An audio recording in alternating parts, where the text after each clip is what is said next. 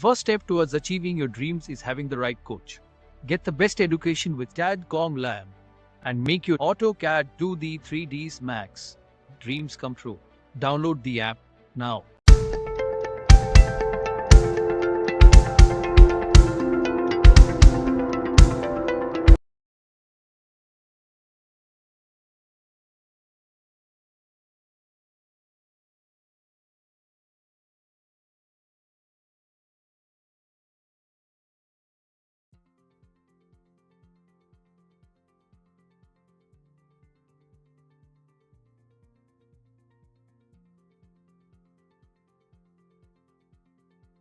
फिर होस्पोस हो जाती है, समझ में नहीं आता। इसीलिए आर्किटेक्चर पार्ट में इसीलिए कॉल आउट्स को यूज़ करा गया है, डिटेल कॉल आउट को यूज़ करा जाता है ताकि आप उनको मार्क करके अलग सेपरेटली शो करा सकें सिस्टमेटिक पे, हम साइड में दे सकें। ये इलिप्स मैंने यहाँ पर ड्रॉ करा था, दैट मीन्स कि ये डिटेल्स हम कहाँ दे रहे हैं, यहाँ पर। टाइप्स ऑफ लाइट्स, इस लाइट को कई बार देखा होगा, अभी हम लोगों ने बिल्कुल जस्ट देखा था, बिल्कुल ये देखो। मॉडर्न इंटीरियर में आपको यही मिलेगा, डिफरेंट टाइप्स ऑफ लाइट, नाम नहीं पता, फिर हम मेंशन क्या करेंगे वहाँ पर। इसीलिए ये सारी चीज़ें बहुत इंपॉर्टेंट होती है। डिस्कस किया था लास्ट क्लास में फ्लोर प्लान डिज़ाइन करना।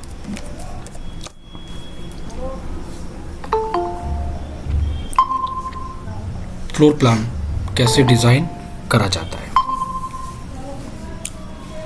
बहुत अच्छे से डिटेलिंग पे काम करा था हम लोगों ने और बहुत सारी चीज़ें हम लोगों ने सीखी थी फ्लोर प्लानिंग के अंदर। क्या मेथड होता है वर्किंग करने का, किस वे में हम लोग काम करते हैं, क्योंकि ये हम लोगों ने पहले भी देखा था कि एक प्रैक्टिस के बेसिस पे ड्राइंग बनाना और एक क्लाइंट के प्रोजेक्ट पे काम करना, दोनों में बहुत डिफरेंस होता है। सिंपल वर्ड में अगर एक्सप्लेन करूं तो ज़मीन आसमान का अंतर होता है प्रैक्टिकली काम करने का तरीका, ठीक है। तो हम वही चीज़ सभी लोगों को थोड़ा सा टाइम दे रहे हैं कि बहुत अच्छे से प्रैक्टिकली काम करें, बहुत सोच समझ के चीज़ों को डिज़ाइन करें और आगे हम कुछ प्रोजेक्ट पे वर्किंग कराएंगे सभी लोगों से। क्रिएटिविटी अपनी स्ट्रॉन्ग करो, उन पॉइंटों को अपने स्ट्रॉन्ग करो जो तुम्हारे वीक है।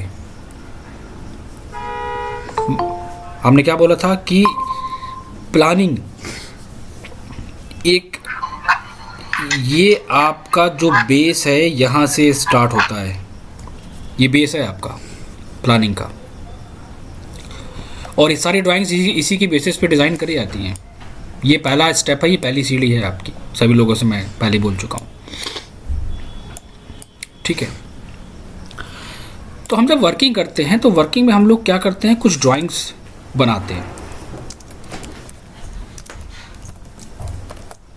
एक एक स्टेप की ड्राइंग्स, मतलब कि जो हमारी टाइप्स ऑफ ड्राइंग्स होती हैं, वर्किंग ड्राइंग्स होती हैं, जो हम लोग क्लाइंट को देते हैं अपने प्रोजेक्ट के लिए, उस पे काम करना।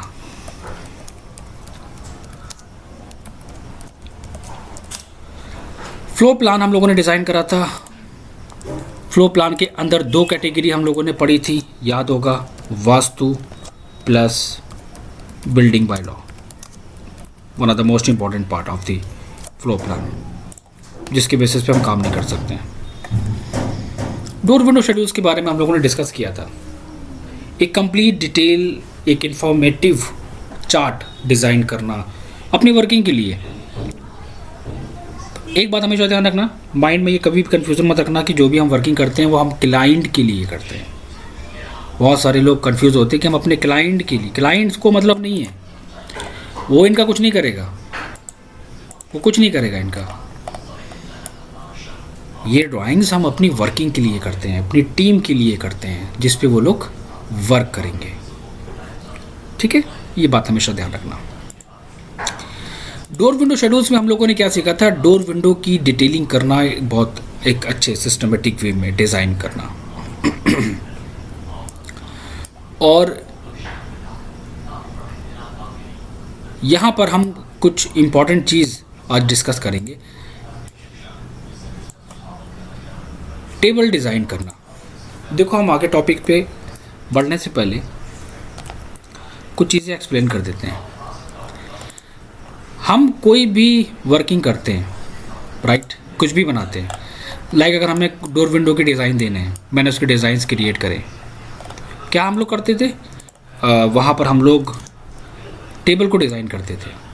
आप लोग अपनी खुद की टेबल एक बना के रखेंगे, ये बात ध्यान रखना, आपकी टेबल वहाँ पर होनी चाहिए। अब टेबल बनाने का यहाँ पर दो प्रोसेस हैं। पहला प्रोसेस तो ये है कि टीबी एंटर करके, आप जब टीबी एंटर करोगे तो टीबी एंटर करने के बाद यहाँ पर हमारे पास कुछ ऑप्शंस आते हैं। यहाँ पर आपको मिलेगा कॉलम्स एंड रो, दो ऑप्शंस मिलेंगे। आपने कॉलम दे दिए 6, रो दे दिए 6, टाइटल चाहिए, हेडर चाहिए, डेटा चाहिए, ओके करा, प्लेस कर दिया, एक टेबल हमारी वहाँ पर जनरेट हो गई। सिंपल वर्ड में अगर हम एक्सप्लेन करें, ये हमने टेबल्स को क्रिएट कर लिया। फिर भी हमारे लिए थोड़ा सा टाइम टेकिंग पार्ट है कि हम इसको टाइप करेंगे, टाइप करके ओके करेंगे, फिर वहाँ पर टाइप करेंगे, साइज़ देंगे वहाँ पर हर एक पार्ट का, ओके करेंगे तो वो हमारी टेबल्स वहाँ पर बनेगी। बहुत टाइम टेकिंग पार्ट है। दूसरा स्टेप हम आते हैं कि हम टेबल को पहले से ही क्रिएट करके रख लेते हैं, उसको यूज़ कर सकते हैं। अब टेबल को कैसे बनाओगे, ये थोड़ा सा एडवांस है पार्ट, ये थोड़ा सा एडवांस पार्ट है।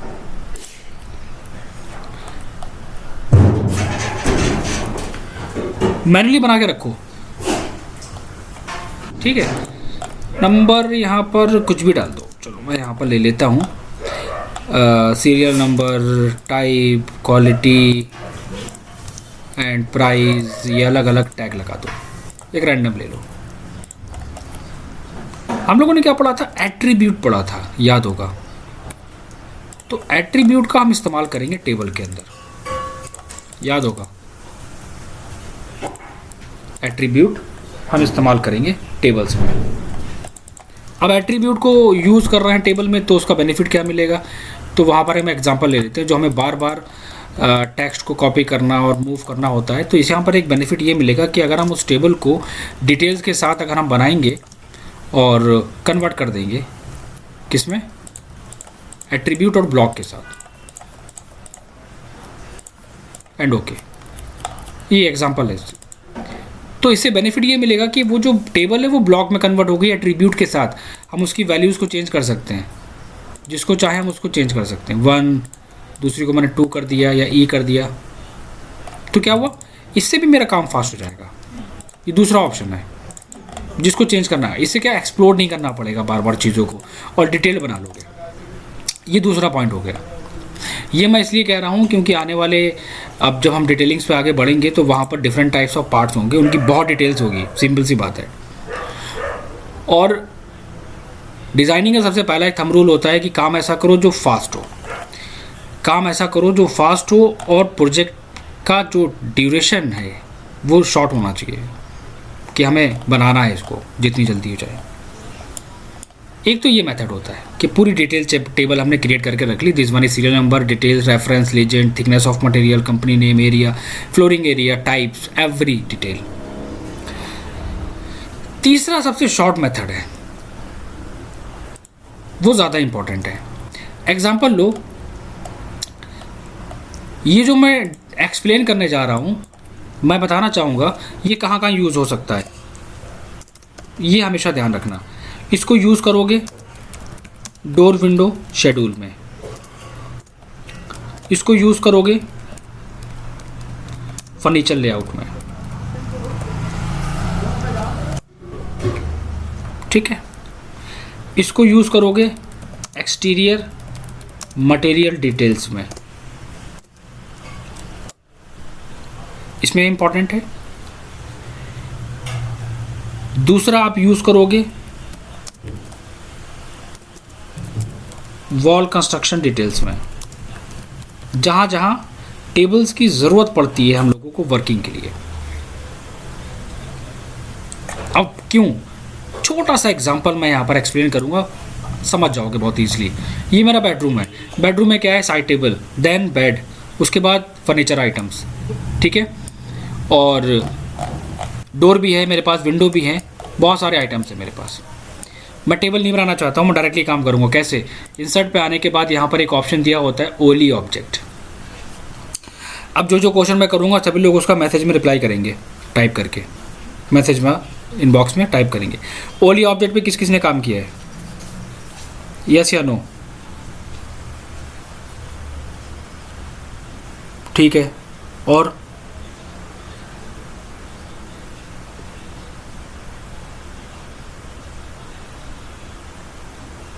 ठीक है, और कोई? ठीक है। पता है तुम लोगों को ये ओली ऑब्जेक्ट क्या होता है? ये ऑटोकैड का सबसे बेस्ट ऑप्शन है, लेकिन इत्तेफाक की बात ये कि जो लोग कोचिंग्स वगैरह पढ़ाते हैं बच्चों को, वो इसको एक्सप्लेन नहीं करते हैं, पता नहीं क्यों। ये हिडन फीचर्स क्यों नहीं एक्सप्लेन करते हैं मुझे भी नहीं पता है, क्या दुश्मनी होती बच्चों से। ओली ऑब्जेक्ट हमारा कितना वर्क सेव करता है एक्सप्लेन करता हूँ मैं ओली ऑब्जेक्ट पे जब क्लिक करूँगा तो यहाँ पर एक ऑप्शन आएगा insert object. Adobe Photoshop, excel, graph, document, text, package and different types of options available हैं। एग्जांपल मैं थीसिस पे काम करने जा रहा हूँ। आप बिहार के स्टूडेंट्स हैं, आप आर्किटेक्चर फील्ड से बिलोंग करते हैं, आपको थीसिस दी गई हैं किसी प्रोजेक्ट पे, आप थीसिस पे काम करेंगे तो आप ओली ऑब्जेक्ट पे काम करेंगे। किस पे? MS वर्ल्ड पे। लेकिन हम लोग हैं आर्किटेक्चर और इंटीरियर के, तो हम लोगों का ज़्यादातर काम रहेगा टाइट है मेरे पास बस बेड का। अब यहाँ ऊपर भी इसकी हेडलाइंस आएंगी, bed, furniture items, material, type, cost, ये सब आएगा। बेड, वुडन फिनिश, और लोकेशन बेडरूम में, कॉस्ट बताइए, approx 25,000, table 25, sorry this one 25। इसको सेलेक्ट करके यहाँ पर देखो दिया हुआ है ऑप्शन सेंटर, तो आप इसको सेंटर में ला सकते हो, टेक्स्ट को और किसी भी वैल्यूज़ को आप सेंटर में ला सकते हो। इन सबको सेलेक्ट करो, centre, wooden finish, double click करो, कंट्रोल A करके बैक कर दो उसको। तो मैं इसको सेलेक्ट कर रहा हूँ, कंट्रोल C कर रहा हूँ, यहाँ पर आके कंट्रोल V, मैं एग्जांपल ले रहा हूँ सिर्फ, ठीक है, control C and control V। तो ये बेडरूम है, ये लोकेशन है, कंट्रोल C, और अदर लोकेशंस आ गई, ये रेट है, कंट्रोल C, बाकी सब में आ गया कंट्रोल V, और यहाँ पर हमने कर दिया now this one is total 65,000 rupees approx. काम फास्ट हो गया। पॉइंट नंबर 1 डिटेल बनाया, पॉइंट नंबर 2, और साथ साथ हम हर एक फर्नीचर आइटम के साथ इंसर्ट कर सकते हैं उसकी image. One of the most important point, पता है जब BOQ वगैरह बनाया जाता है ना, वो इसी तरह बनाया जाता है। समझ लो आपको BOQ का हम एक तरीके से आइडिया दे रहे हैं, ये चीज़ आप मान लो, ठीक है। ये आपने पूरा डिज़ाइन कर लिया। अब ऑटोकैड में तो इतना फास्ट कर नहीं सकते हम लोग।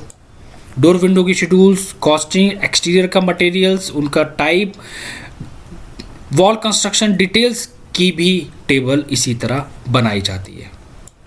तो एक्सेल का मतलब बेस्ट, जो चाहो जैसे चाहो कैलकुलेशंस करो और सब कुछ उसमें मेंशन करो। मैं जैसे ही इसको यहाँ से क्लोज करूँगा तो इसका जादू देखो क्या होता है। इसका जादू यहाँ पर ये आ गया आपके पास।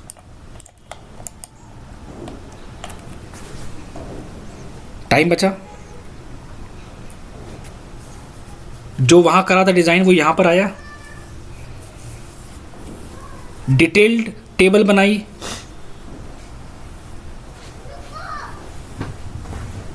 हर एक चीज़ को मेंशन करा क्लाइंट की रिक्वायरमेंट के बेसिस पे। अब पॉइंट नंबर 2 यहाँ पर यह आता है कि सर ये तो बात ठीक है, लेकिन इन केस अगर हमें चेंज करना पड़ गया, अगर आप इसको चेंज करना चाहते हो आप इस पर डबल क्लिक करो, आप वापस आ गए, आपको जो नहीं देना है आपने डिलीट करा एंड कैंसिल करा। इस तरह काम होता है प्रोफेशनल वे में। This is the method. इसी के साथ साथ हम कंप्लीट डिटेल बनाते हैं किसकी, दिस वन। अब एक आइडिया ले लो, आगे जब भी किसी प्रोजेक्ट पे काम करोगे तो एक बहुत अच्छे से समझ लो। सीरियल नंबर, मटेरियल की डिटेल, उसकी image, reference, legend, thickness of material, company name, area and flooring area, कुछ भी हो सकता है, anything, it's just example. Legend, type, material, आपने कहा कि नहीं मुझे डोर विंडो की डिटेल्स चाहिए, आप डोर विंडो में टेबल कैसे बनाओगे, विंडो सीरियल नंबर 1 2 3 4 5, विंडो के tag W1 W2 W3, window का name, sliding, fixed, casement, window का size, total number of windows, location interior या एक्सटीरियर, विंडो की कॉस्ट, ठीक।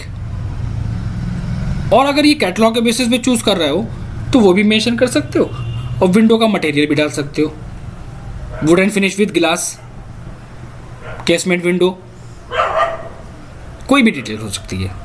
तो वो कैसे बनाओगे, वो आप बनाओगे इस वे में। सबसे बेस्ट ऑप्शन है, ब्लॉक और एट्रीब्यूट का यूज करोगे लेआउट की। मैंने क्लाइंट के लिए फ्लोर प्लानिंग करा, डिज़ाइन करा सिस्टमेटिक वे में, डोर विंडो शेड्यूल्स मैंने बनाए उसके लिए। फर्नीचर लेआउट पे कैसे काम करना है, पहले तो हम समझ लेते हैं कि फर्नीचर लेआउट पे करना क्या है। देखो, टास्क नंबर 1, फर्नीचर लेआउट के लिए सभी लोग एक टेबल बनाएंगे डिटेल्ड, मुझे नहीं पता हर एक चीज़ की, उस टेबल के अंदर अलग अलग डिटेल होनी चाहिए, washroom, bedroom, kitchen, powder room, dining, drawing room. अगर आप बेडरूम की डिटेल वहाँ पर दे रहे हैं टेबल में, एक्सेल में, तो एक्सेल में आप वहाँ मेंशन करेंगे master bedroom, serial number, furniture items, material finish,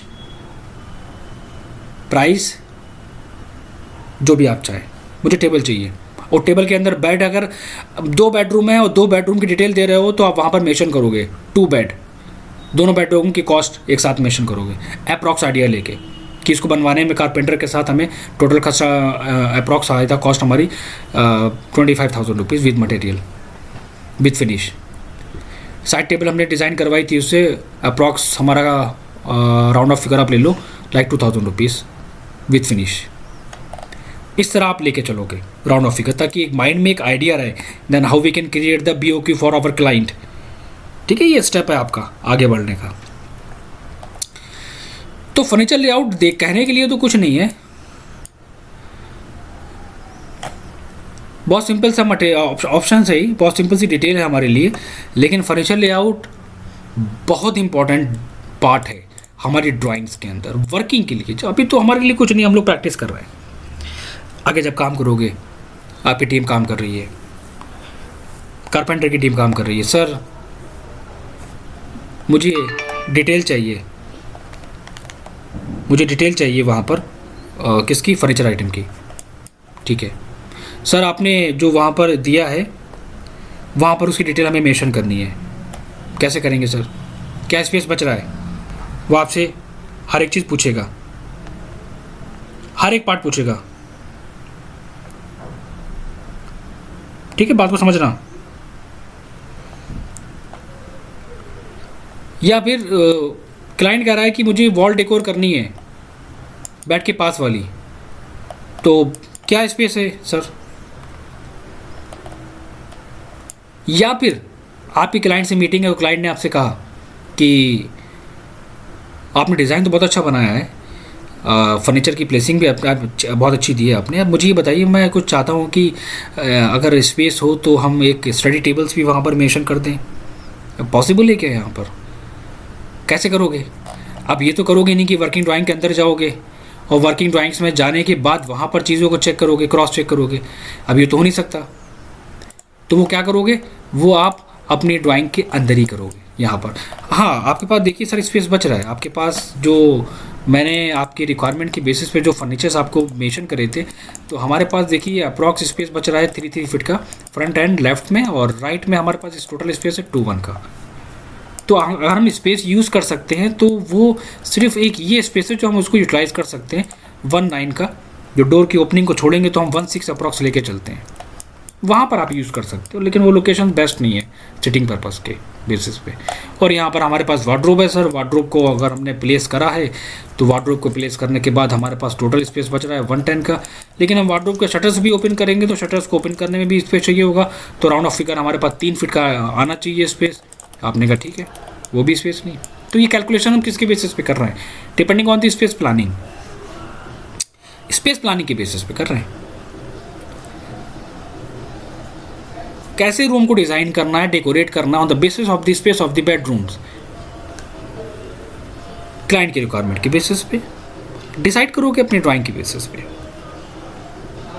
ठीक है, तो यहाँ पर एक सबसे इम्पॉर्टेंट चीज़ क्या होती है कि हम काम करने चल दिए क्लाइंट के लिए और हमको यही नहीं पता इसके बेसिक फंडामेंटल्स के बारे में। ठीक है, ये बहुत इंपॉर्टेंट बात है, इसमें कोई शर्म की बात नहीं है कि अगर कोई सोचे कि नहीं है, बिल्कुल शर्माने वाली बात नहीं है। फैक्ट है कि हम काम कर रहे हैं और हमको यही नहीं पता कि हम चीज़ों को कैसे और सिस्टमेटिक वे में दें, जो सबसे इम्पॉर्टेंट पार्ट है, तो वो गलत हो जाएगा। तो मैं यहाँ पर कुछ चीज़ें एक्सप्लेन करूँगा, उसको समझना है। सबसे पहला पॉइंट, फर्नीचर लेआउट पे जब भी आप काम करेंगे एक बात ध्यान रखना, उसका एक टैग लगाना कि ये ड्राइंग का नाम क्या है, इसका टाइटल क्या है। Point number 1। दूसरा पॉइंट, फर्नीचर लेआउट के लिए हमें ज़्यादा डिटेल्स ड्राइंग के अंदर नहीं देनी होती हैं, कोई फ़ायदा नहीं है, यूज़ नहीं है उनका, तो आप सारी डिटेल्स को हटा दोगे अपनी ड्राइंग से। क्यों? हमेशा एक बात ध्यान रखना कि ड्राइंग का एक थंब रूल होता है, वो ये होता है कि हम जिस ड्राइंग पे काम कर रहे हैं हम उसी ड्राइंग की डिटेल को देंगे और अदर डिटेल को उसके साथ हम मिक्स नहीं करेंगे। Example, now we are working on space planning like furniture layout, तो स्पेस प्लानिंग का मतलब नेट एंड क्लीन एरिया होना चाहिए। अब ये नहीं है कि वहाँ पर आपके पास वॉल, डोर, डिटेल सब कुछ आपने एक ही में मिक्स कर दिया, वो मत करो। क्यों? यहाँ पर ये जो पार्ट है ना, ये क्या इंडिकेट कर रहा है, क्या रिप्रेजेंट कर रहा है? ओके, फर्नीचर लेआउट को मेंशन कर रहा है, proper placing of the furnitures. अब इसी में आप डायमेंशंस भी दे दो, फर्नीचर भी दे दो, inner dimensions, outer dimensions, tagging भी दे दो, सबमेशन कर दो, हैचिंग भी कर दो, तो वो फिर कंफ्यूजिंग हो जाएगी ड्राइंग। आप ड्राइंग अगर किसी फॉरवर्ड करोगे ना अपनी टीम को तो समझ ही नहीं पाएगा, वो कंफ्यूज हो जाएगा। तो जैसा नेम, जैसी ड्राइंग, वैसा टाइप, वैसी डिटेल डिज़ाइन करनी होती है। पॉइंट नंबर 1, ठीक है, इसको ध्यान रखना हमेशा। तो फर्नीचर लेआउट का मतलब यहाँ पर समझ लो, जो मैं एक्सप्लेन कर रहा हूँ। पहला पॉइंट ये है कि आपकी ड्राइंग परफेक्ट होनी चाहिए। दूसरा पॉइंट, आपकी ड्राइंग के अंदर ब्लॉक्स हमें मिलने नहीं चाहिए। धोखे से भी मेरे पास ड्राइंग ना भेज देना कोई भी ब्लॉक के साथ, मुझे नफरत है कि जो से लोग करते हैं ना, गलती आप बच्चों की भी नहीं होती है, बच्चों को पढ़ाया इसी तरह ही ट्रेन करा जाता है, वो उनके माइंड में सेव हो जाता है। कि क्या होता है कि उनको क्या पढ़ाते हैं कि आप लोग फर्नीचर लेआउट पे काम कर रहे हैं, और ये मैं बात कभी कभी सोचता हूँ कि इंस्टीट्यूट वाले, कोचिंग वाले हमारे लिए किसी दिन केस ना कर दें। अब गलती उनकी, मेरी भी नहीं है। बच्चा डिज़ाइन कर रहा है, बच्चे को क्वेश्चन पढ़ा दिया, एडीसी एंटर करो बेटा। एडीसी एंटर करने के बाद यहाँ पर different types of models available हैं, इनको आप रोटेट करिए, ठीक है। आप रोटेट करके इनको वहाँ पर प्लेस कर दीजिए। बच्चे ने प्लेस कर दिया, बच्चे ने क्वेश्चन करा सर इसका साइज़, आप बेटा इसको स्केल कर लेना। ओके सर, उसको स्केल कर लिया, बस बन गया फर्नीचर लेआउट। अब ये बताओ, आप ये सोचो प्रैक्टिकली, अभी फर्नीचर लेआउट गया साइट पे, अब वहाँ फर्नीचर लेआउट के लिए अगर वो साइट मेजरमेंट करेगा इसके बेसिस पे, तो क्या दोगे? कुछ नहीं, रिजल्ट 0 आएगा। बेसिकली हम लोगों ने प्रैक्टिस के लिए तो सीख लिया, प्रोफेशनली तो वो ड्राइंग गलत हो गई, क्लाइंट भी मार के भगा देगा, कैसे डिज़ाइनर आ गए। तो क्या करोगे वहाँ पर आप लोग हर एक फर्नीचर आइटम को डिज़ाइन करके रखोगे। दूसरा पॉइंट, आपके पास लाइब्रेरी होनी चाहिए। आपके पास लाइब्रेरी होनी चाहिए, आप उस लाइब्रेरी को यूज़ करेंगे। ठीक है, मैं कुछ ब्लॉक्स सेंड करूँगा, वो फॉर स्टैंडर्ड साइजेस पे नहीं है, बात को समझना। वो स्टैंडर्ड साइजेस पे नहीं है, वो रैंडम है। वो इसलिए हैं ताकि आप उनको यूज़ कर सको अपनी ड्राइंग में, ताकि आपको बेड को डिज़ाइन ना करना पड़े। अब कैसे, अब यहाँ पर इस बात को मैं एक्सप्लेन करूँगा और सभी लोग उस चीज़ को डिज़ाइन करेंगे उसी के बेसिस पे। आप अपनी ड्राइंग्स में जितने अच्छे से अच्छे ब्लॉक्स बना के रख लो। अब आपने सोचा है कि सर हम प्रोफेशनल बनने आए हैं, तो भाई प्रोफेशनल, अगर आप प्रोफेशनल बनोगे तो भाई देखो मेहनत तो करना पड़ेगी, सिंपल सी बात है। डेडिकेशन आपको और हार्ड वर्किंग आपकी चाहिए। ये सब चीज़ें आप पहले से बना के रखोगे। जो वर्क करने वाले हैं प्रोफेशनल्स, उनके पास खुद की कैड ब्लॉक की लाइब्रेरी होती है स्टैंडर्ड, ताकि वो यूज़ कर सके। इतना टाइम नहीं होता किसी के पास बैठ के वो चेयर डोर विंडो को बनाएगा, उसकी ड्राइंग्स की वैल्यू क्लियर हो गया होगा। लेकिन जब आप डिज़ाइन कर रहे हो, मान लो या आपकी कोई 3D विजुलाइज़र है, आपका पर्सन वो बना रहा है, वो इंटीरियर बना रहा है, आपने उससे कहा कि एक काम करो, मैं आपको एक बेडरूम दे रहा हूँ, आप बेडरूम को डिज़ाइन करो, चलो जल्दी से। ठीक, अब वो आपका बेडरूम डिज़ाइन कर रहा है। अब वो ये जो बेडरूम डिज़ाइन कर रहा है, वो बेडरूम किसके बेसिस पे डिज़ाइन कर रहा है? किसके बेसिस पे? इसी के बेसिस पे कर रहा है ना। जब हम उसको यहाँ पर एक इंडोर प्लांट मेंशन करेंगे तभी तो मुझे समझ में आएगा ना कि एक्चुअल व्यू हम क्लाइंट को क्या दे सकते हैं इंटीरियर में। सिर्फ एक प्लांट के मेंशन से हमारे इंटीरियर का लुक क्या हो सकता है, कितना इफेक्ट पड़ेगा उसके कलर कॉम्बिनेशंस पे, उसकी स्कीम के ऊपर, कोई नहीं सोचता है, पता है। तो ये छोटी छोटी सी माइनर सी चीज़ें हैं जिनको नोटिस करना बहुत इंपॉर्टेंट होता है। इसलिए कहता हूँ क्रिएटिविटी स्ट्रांग करो, चीज़ों को रटो ना। और ये जो आपने बेड दिया है, वो प्लेसिंग किसके बेसिस पे करेगा? आपके साइज के बेसिस पे। आपने जो स्पेस प्लानिंग दी है फर्नीचर लेआउट में, वो 3D विजुलाइजर किसके बेसिस पे करेगा? आपके फर्नीचर लेआउट के बेसिस पे। आपने जो साइड टेबल का साइज दिया है वो किसकी बेसिस पे करेगा? चेंजेस एडिटिंग करेगा आपके फर्नीचर लेआउट के बेसिस पे। तो इसकी वैल्यू उन्हीं को पता है जो काम करते हैं एक सिस्टमेटिक वे में।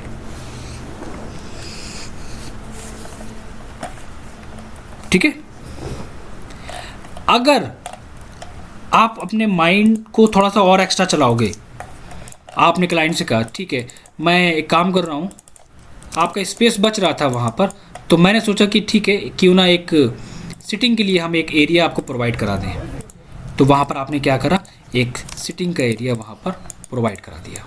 आप वहाँ पर यूज़ कर सकते हैं, ये आपके ऊपर है। आप यूज़ करना चाहो तो इसको आप यूज़ करो, जो आपको इसकी लोकेशन बेस्ट लगेगी आप उसको वहाँ पर प्लेस कर देना। समझे क्या हुआ? क्रिएटिविटी स्ट्रांग हुई, समझ में आया। फिर भी बच्चे के साथ क्वेश्चंस होते हैं कि सर मुझे समझ में नहीं आया कि मैं कैसे डिज़ाइन करूं।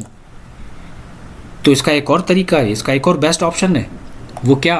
वो ये है, आप रेफरेंस लीजिए ऑनलाइन। आप ऑनलाइन रेफरेंस लीजिए और वहाँ पे देखिए कि वहाँ पर इंटीरियर में क्या क्या चीज़ें मेंशन करी गई हैं। आप रेफरेंस के बेसिस पे अपने फर्नीचर लेआउट को, स्पेस प्लानिंग को डिज़ाइन करिए। और डायमेंशन देने का तरीका भी क्या होता है? डायमेंशन देने का तरीका, कितना स्पेस बच रहा है, फ्रंट एंड लेफ्ट में कितना स्पेस, राइट में कितना space, this one is important. अगर आपके पास स्पेस बचे तो आप साइड टेबल वगैरह के साइजेस मेंशन कर सकते हैं। नहीं करेंगे तो कुछ गलत नहीं होगा, डोंट वरी, क्योंकि इंटीरियर में इसकी डिटेल्स दी जाती है माइनर ऑब्जेक्ट की। साइड टेबल का भी प्लान एलिवेशन सेक्शन बनता है। फर्नीचर लेआउट पे काम कर रहे हैं, फर्नीचर लेआउट की प्लेसिंग पे काम कर रहे हैं, स्पेस प्लानिंग पे काम कर रहे हैं। कोई पूछेगा आपसे स्पेस प्लानिंग में बताइए सर, कितना स्पेस, कितना कवर करा है आपने, कितना स्पेस बच रहा है, क्या यूटिलाइज कर सकते हैं या नहीं कर सकते हैं चीज़ों को।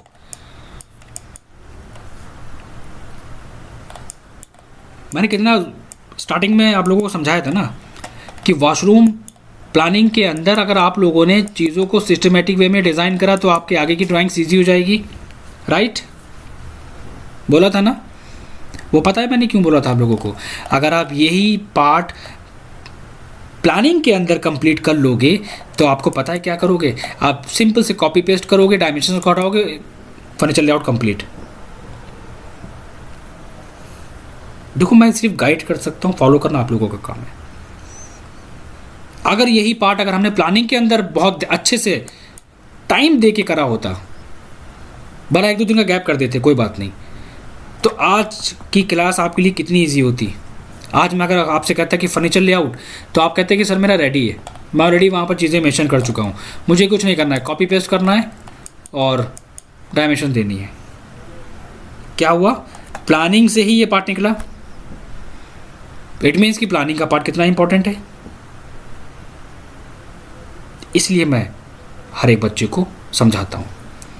वॉशरूम डिज़ाइन कर रहे हो तो डिसाइड कर लो लोकेशंस क्या आप दोगे, WC कहाँ पर रखोगे, वैनिटी का साइज़, वैनिटी डिज़ाइन करो, कॉपी पेस्ट मत करो, वैनिटी को डिज़ाइन करो कैटलॉग के बेसिस पे। आप वहाँ पर मेंशन करो ये WC मैं यहाँ पर प्लेस करूँगा, चीज़ों को पहले से ही माइंड लगाना स्टार्ट कर दो। WC प्लेस करने के बाद हमारे पास स्पेस इतना बच रहा है, ठीक है, वैनिटी मैं दे रहा हूँ तो वैनिटी के बाद इतना स्पेस हमारे पास आ रहा है, शॉवर एरिया हम यहाँ पर देंगे, ओके। शॉवर एरिया हमने दिया है, कितना एरिया दिया है शॉवर का, ठीक है। और अच्छे से काम करना है, आप हर एक फर्नीचर आइटम के अंदर उनके नेम मेंशन कर दो, WC वहाँ प्लेस कर दो। क्या ये गलत होगा? बिल्कुल नहीं गलत होगा, ये फर्नीचर का पार्ट है, आप उसकी टैगिंग कर रहे हो, आप उसके बारे में एक्सप्लेन कर रहे हो, कोई गलत नहीं है। दिस वन इज वैनिटी, नाम डाल दो। और फर्नीचर लेआउट का काम ही होता है कि डेकोरेट करना चीज़ों को। This one is vanity. Vanity का साइज किसी ने पूछ लिया, study table should be at least 4 feet long and 21 to 24 inches deep. 4 feet भी हो सकती है, लेंथ वेरी कर सकती है depending on the space of your areas. 4 feet भी कर सकती है, 3 फीट भी कर सकती है, 5 फीट भी कर सकती है, एरिया के ऊपर डिपेंड करता है। Depth is very important, 24 inches, 2.5 inch के करीब यूज़ करी जाती है, ठीक है। सीलिंग हाइट मेंशन कर रहे हो, ओके, सीलिंग हाइट हमारी क्या है, अकम्फर्टेबल सीलिंग हाइट कितनी होनी चाहिए उसको पता होना चाहिए। यहाँ तक सिर्फ इस पे कहानी हमारी फिनिश नहीं होती है। आपको पता है, अगर हम आपसे क्वेश्चन कर लें, हम क्लाइंट हैं आपके, हम आपके क्लाइंट हैं और आप प्रोफेशनल, और हम आपसे क्वेश्चन कर रहे हैं, सर मुझे ये बताइए यहाँ पर आपने कौन सी टीवी यूनिट दी है, कौन आंसर देगा मेरा? टेक्स्ट में आंसर दीजिए, ये कौन सी टीवी यूनिट है? टीवी यूनिट है बट कौन सी टीवी यूनिट आप यहाँ पर दे रहे हैं, नाम बताइए सर।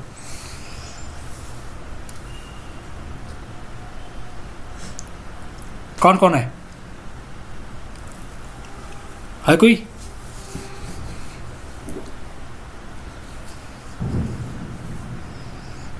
बताओ बच्चों, मेरा नाम डुबो दोगे तुम लोग क्या?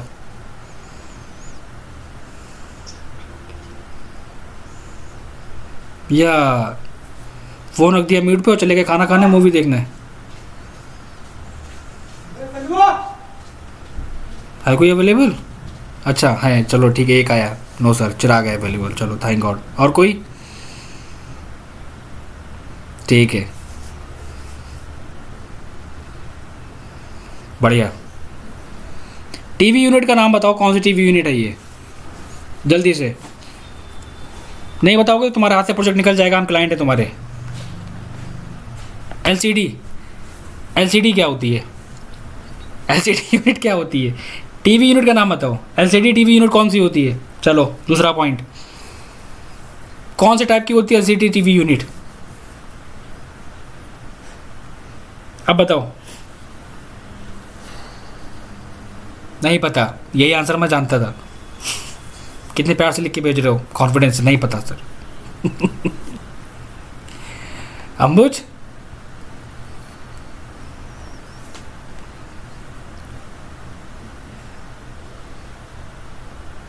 अवेलेबल है नहीं है? हाँ अंबुज, आवाज आ रही है ना अंबुज?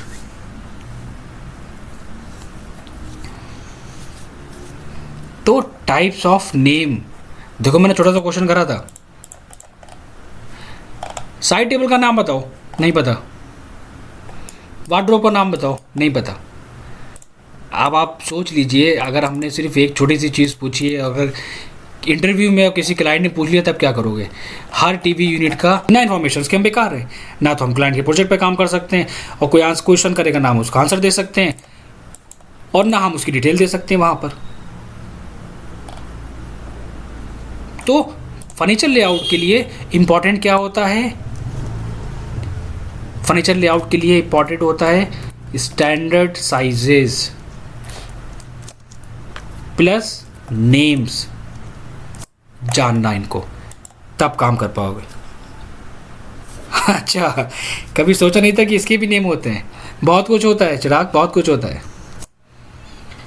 फ़र्क सिर्फ इतना होता है कि अगर ये कॉलेज वाले 2-3 साल 4 साल जो पैसे लेते हैं बच्चों से, 5 लाख 6 लाख रुपए, अगर ये उतने अमाउंट में अगर बच्चों को थोड़ी सी स्टडी करा देंगे ना तो बहुत कुछ हो जाएगा। लेकिन वहाँ से बच्चा सिर्फ कुछ ही चीज़ें पढ़ के निकलता है जिसके बारे में उसे कुछ नहीं पता होता है। और इस चीज़ों के लिए लेके मैं बहुत ज़्यादा कहता भी हूँ, मैं बिल्कुल फ्रैंकली होके कहता हूँ, उन्हें खुद नहीं पता होगा, मैं फैक्ट बताऊँ। अगर आपसे चाहो तो अपने टीचर से डिस्कस कर लेना, जाओ आप कोई टीचर होगा उससे पूछना मुझे 10 नेम बताओ,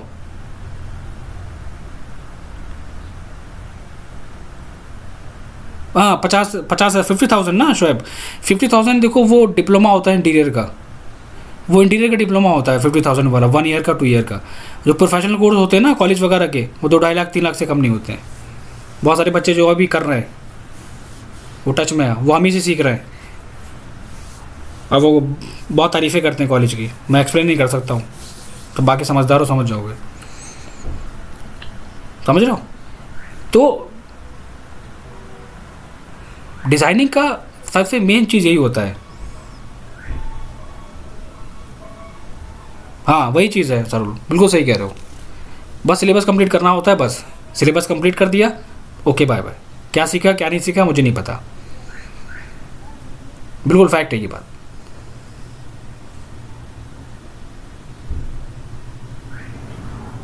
और कहीं से पता लगता है, बिल्कुल सही कह रहे हो।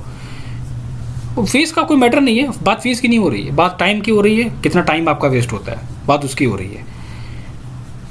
टाइम आपका जो वेस्ट होता है ना, वो आप क्या निकलते हो फाइनल ईयर में, एक पेज ले लेते हो, उस पेज पे आपका नाम होता है, डिग्री होती है, और उसको लेके मार्केट में घूमते हैं।